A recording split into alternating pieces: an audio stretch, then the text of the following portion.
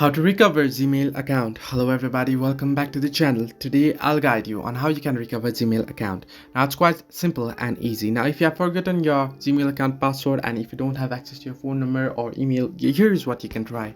Simply head into your browser and search in for Google account support. You'll get the first link, the Google account support. Simply tap on it and you'll be headed to this page. Now here what you want to do is type in your email or phone number. If you don't remember both your email or phone number, what you can do is tap on find my account and there it'll ask you for phone number and then it'll ask you certain questions and you'll be able to search for your account. And once you get your account, what you want to do is tap on next.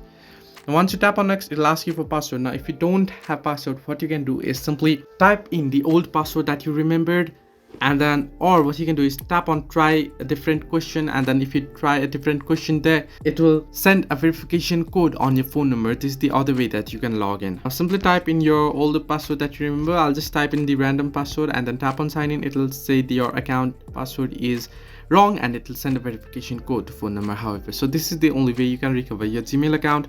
Hope this helped you. Do like and subscribe and do not forget to leave a comment down below if you have any further issues.